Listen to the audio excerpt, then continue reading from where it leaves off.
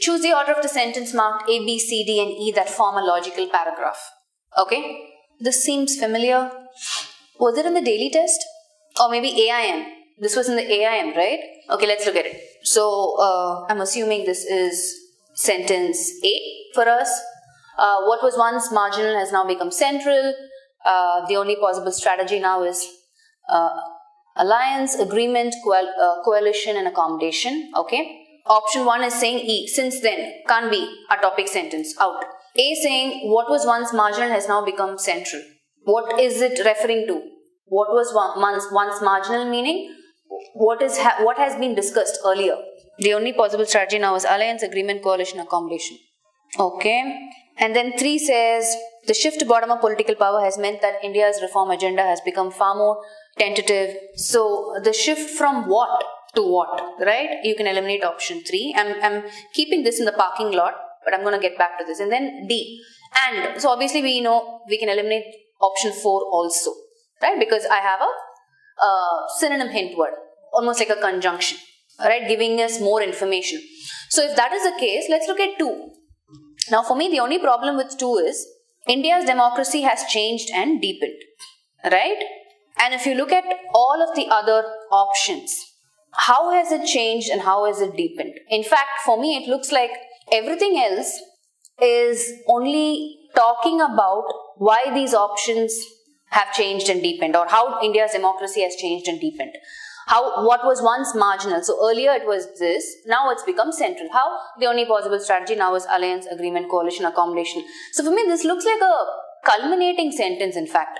The shift to bottom-up political power has meant, so the shift from something to something. Untrammeled acceptance of ineffective policies and bad ideas is no longer possible. So that's the change, right?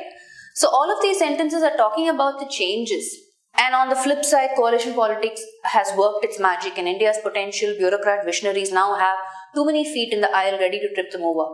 So again, your hint word for present or current time, what's happening. So if you ask me, I will lean towards option 5, because every other sentence, A, B, C and D, is talking about how India's democracy has changed and deepened. And I don't know what this since then is making reference to. Since when? I don't know. I feel it's other than the given options. Again, now, which means with all the changes and how it's deepened, this is what is possible now. So I feel it's other than the given options, actually. I mean, that makes more sense to me. Logically, if you think about it. Right? Every other context is talking about what has been, it's bearing relevance to what is the current situation now. Stemming from E. It looks like there has to be a sentence preceding E, and all the other sentences are talking about how democracy has changed and deepened. Right? So that's why I'm going to go with option 5, other than the given options. A, B, C, D, E, F, 6 sentences, right? We follow the same strategy, and we just need to figure out what's the topic sentence to begin with, right? And predominantly, I also want you to pay attention to certain phrases, certain words, repeat words that can help us with respect to what's the passage revolving around. So what can be the topic sentence? Yeah.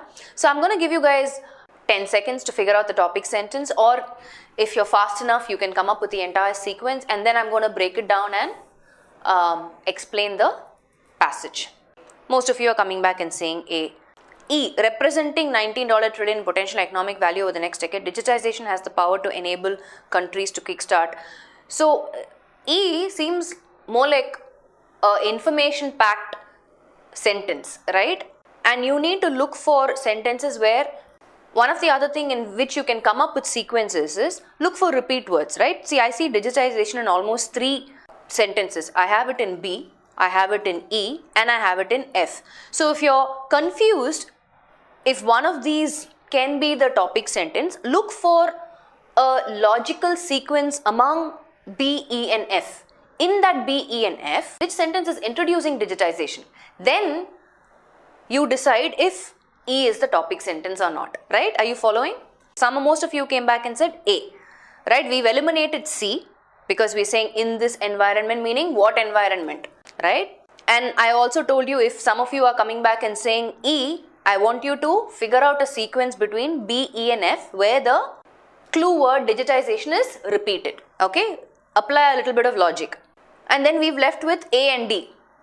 Now, if you look at predominantly the sentences, now between A and D, D says around the world people are demanding change. A says recent electoral outcomes. My only question is, if you look at all the sentences, there is some sort of clue word which is expanding on this word change. For example, recent electoral outcomes. So what has been happening recently? Rising economic uncertainty. Okay, that's one. Then it says we are already seeing the profound impact. B is also talking about some change that you're already witnessing. Okay, in this environment, it is imperative that leaders articulate and deliver a clear vision for inclusive economic growth. Again, referring to some sort of change, right? In this environment, you're asked to do something. Then E says enabling countries to kickstart GDP growth, job creation, innovation. Again, some sort of change. One that accounts not only for tax and trade policy, the focus of many today's, but also for, so for me, right, all of the sentences is contributing to some sort of change. It makes sense out of A and D for me to have D as my topic sentence.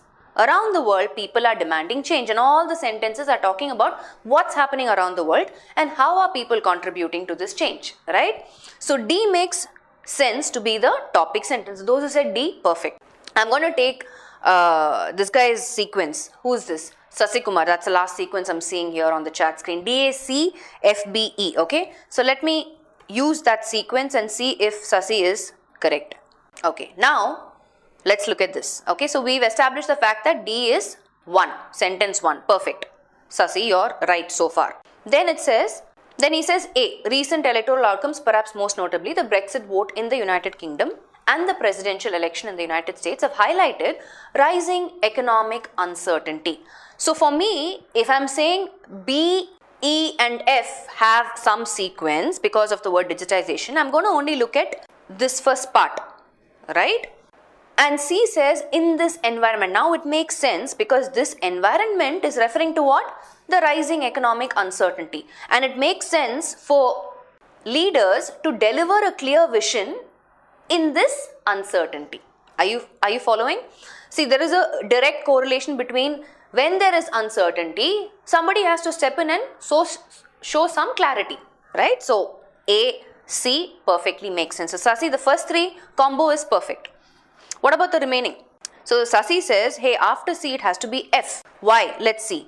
In this environment, it is imperative that leaders articulate and deliver on a clear vision for inclusive economic growth. Pay attention to the punctuation mark, comma, right? One that accounts. So what is an inclusive growth? One that accounts not only for tax and trade policy, the focus of many of today's debates, but also for digitization. Digitization is introduced here in F. That's why it makes more sense to have F in this whole sequence. And then you've left with B and E.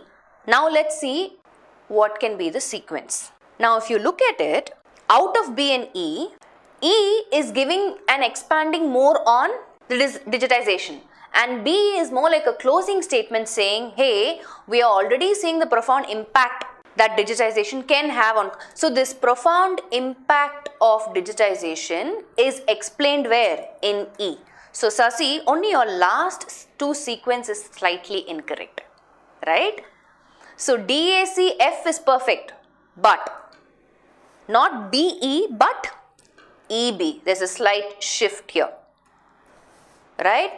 Are you guys following?